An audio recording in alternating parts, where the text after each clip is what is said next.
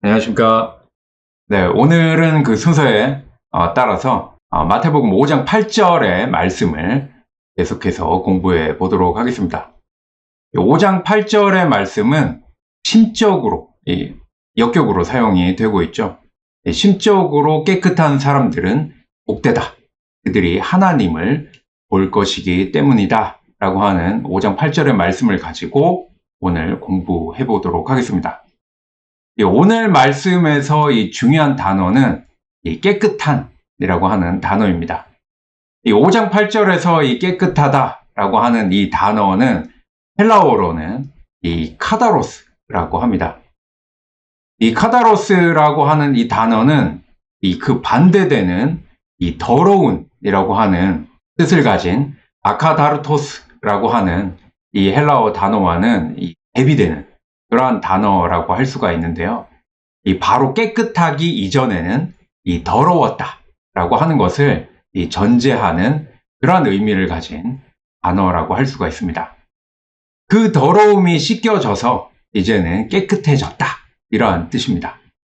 그런데 여기서 이 더러움이 깨끗해졌다라고 하는 이 개념도 우리가 꼭 명심할 것이 있습니다. 바로 이 깨끗해졌다라고 하는 것이 영, 그리고 이 마음이 깨끗해졌다라고 하는 것을 우리가 꼭 명심해야 된다라고 하는 것입니다.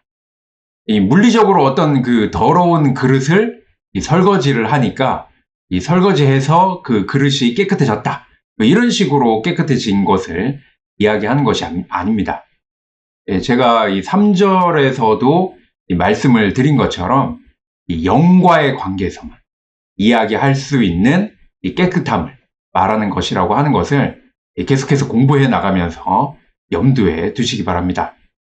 깨끗한 사람들은 복되다 라고 하시는 예수님의 말씀은 이 앞에서 겉이 아니라 이 속을 보고 하시는 말씀이다 라고 하는 것을 말씀을 드렸는데요. 그렇다면 이렇게 말씀하신 예수님의 그 의도가 무엇이었을까 하는 것을 우리는 생각을 해보아야 합니다. 그것은 바로 이 겉으로만 깨끗한 채 하는 그러한 사람들이 있다라고 하는 것입니다. 바로 그 사람들을 비판하시기 위해서 예수님께서는 속이 깨끗한 사람들에 대해서 말씀을 하신 것입니다. 우리가 그 마태복음 23장 25절로부터 26절의 말씀을 보게 되면은 여기서 잔과 대접의 겉은 깨끗이 하되 그 안에는 탐욕과 방탕으로 가득하게 한다, 이러한 말씀이 있고, 이 말씀을 토대로 너는 먼저 안을 깨끗이 해라, 그리하면 겉도 깨끗하게 된다 라고 하시는 그러한 말씀을 하고 있습니다. 이 겉보기에는 깨끗한 것 같아도 그 속은 깨끗하지 못하다, 이러한 말씀을 하고 계시는 것인데요. 이것은 비단 그 유대 지도자들만 해당되는 이야기는 아니지 않습니까? 우리 모두가 여기에 해당되는 그러한 말씀이라고 생각이 되는데요. 특히나 요즘 그 소셜미디어를 통해서 우리는 더욱 그 겉모습에 집착을 하는 그러한 모습들을 볼 수가 있는데요. 거기에 보면은 잘생기고 이쁘게 보이고, 또 어떤 경우에는 또 선하고 착하게 보이고, 또 마냥 행복하게 보이는 그런 노력들을 하고 있는 것 같습니다. 그런데 실상을 보면은 잘생기고 이쁘게 보이기 위해서 보정이나 필터 프로그램을 사용했다거나, 또 선하고 착한 사람인 줄 알았는데 천하의 나쁜 사람이었고, 또 행복하게 보였지만 불행을 감추기 위한 것이었다라고 하는 것이 밝혀지게 되는 그러한 경우를 많이 보게 되는 경우가 있는 것 같습니다. 꼭 요즘 사람들은 이 연예인같이 그렇게 살아가는 것이 아닌가, 그런 생각이 들기도 하는데요. 이 외적인 것만을 보여주기 위해서 살아가고 있는 것 같습니다. 신앙도 마찬가지라고 하는 것이죠.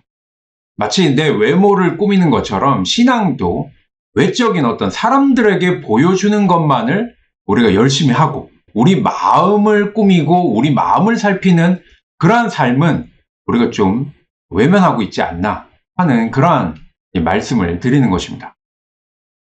그러나 산상설교에서 우리에게 주시는 예수님의 가르침은 이렇게 다른 사람들이 나를 어떻게 보는가 하는 것이 아니라 내가 나 자신을 제대로 보고 있는가 하는 것이 중요하다라고 하는 것입니다. 그래서 이 마태복음 5장 27절의 말씀을 보게 되면은 이 간음하지 말라라고 하는 이 10계명의 제7계명을 예수님께서 말씀하고 계시는데요. 그래서 이 말씀과 연관해서 이 제8계명인 이 도둑질하지 말라라고 하는 이 계명을 놓고 우리가 좀 생각을 해보자면은 도둑질을 하지 않는 것만으로도 뭐 의롭다 이렇게 이야기할 수 있을 것 같습니다. 그러나 그 의로움에 마음의 잣대를 갖다 대면은 그 평가는 달라지게 됩니다. 이 도둑질은 하지 않았지만, 즉 이 행동은 하지 않았지만 다른 사람의 이 물건을 탐하는 이 탐욕의 마음으로 그 물건을 다른 사람의 것을 보게 된다라고 하면은 이미 그 어떤 탐욕의 마음을 가지고 보는 그 눈을 통하여서 이미 도둑질을 했다. 마음으로는 이미 도둑질을 했다.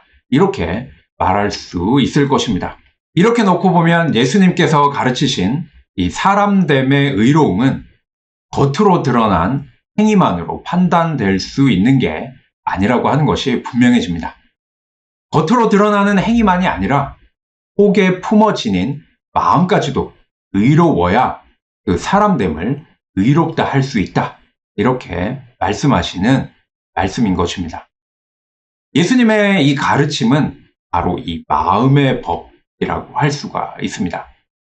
누누이 말씀드리지만 그렇다고 해서 이 겉모습의 행위는 부정하고 마음만 있으면 된다. 뭐 이런 식의 말씀은 절대로 아닙니다. 행위의 근본이 마음이라고 한다면 그 행위를 마음의 차원으로까지 심화시켜야 한다. 이런 말씀을 드리는 것입니다. 이 우리말에 보게 되면은 이 법 없이도 살 사람이라고 하는 말이 있습니다. 이 말의 의미를 조금 생각해 보면은 무조건 착하다. 이런 정도의 말이 아닙니다. 조선시대의 실학자인 연암 박지원이라고 하는 사람이 있는데 이 사람에 대해서 우리가 많이 들어보았을 것입니다. 박지원은 스스로 법을 정하고 평생을 자신이 정한 그 법을 지키며 살았던 사람입니다. 뭐 우리가 쉽게 생각하는 어떤 양반의 어떤 체면을 차리고 권위를 내세우는 것이 아닌 진정한 선비 정신을 보여주었다라고 하는 것입니다. 바로 이것이 예수님의 가르침인 이 사람됨을 가장 잘 나타낸 그러한 정신이라고 할 수가 있을 것 같은데요. 여기서 잠깐 이 사람됨이라고 하는 말씀을 제가 많이 드리는데 잠깐 설명을 해드리면은 사람됨은 어떤 사람의 형상만 갖췄다고 사람이 되는 것은 아니지 않습니까? 사전적인 의미만 봐도 사람의 됨됨이나 어떤 인품 이런 것들을 이야기하고 있는데요. 그것은 어떤 겉모양의 어떤 형태를 이야기하는 것이 아니라 그 사람의 마음, 그 사람의 속을 이야기하는 그러한 단어라고 할 수가 있겠죠. 그런데 우리가 뭐 쉽게 영어로 이야기하면 human being이라고 해서 어떤 완성된 어떤 사람으로서의 단어를 우리가 사람 이렇게 이야기를 합니다. 그러나 사람이라고 하는 것은 이미 완성된 존재가 아니라 완성되어 가는 존재라고 하는 것이죠. 그렇기 때문에 human becoming이라고 해서 이 완성되어 가는 존재. 그래서 이 사람이 되어 가는 그런 과정에 있는 존재라고 하는 그런 의미로 사람됨이라고 하는 단어를 말씀을 드리고 있는 것입니다.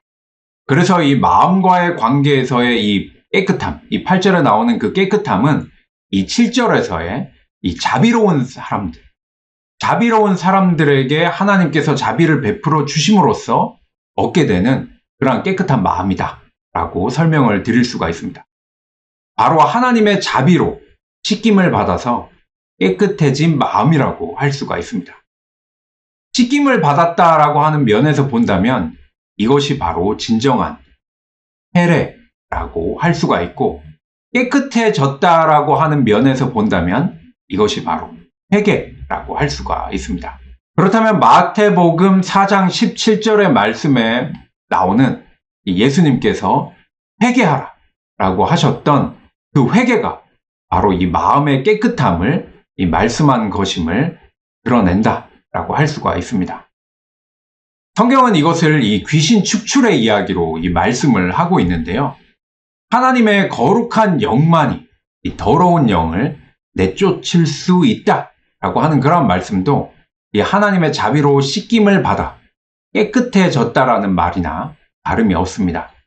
어쩌면 이 마가복음 1장에 나오는 그 가버나움 회당에서의 귀신 축출 이야기를 마태복음에서는 삭제를 하고 그 자리에 환상 설교로 채웠다라고 하는 것도 예수님의 가르침만이 이 더러운 영을 내몰아서 깨끗하게 할 수 있다는 그러한 생각 때문이었을 수도 있다라고 하는 것입니다.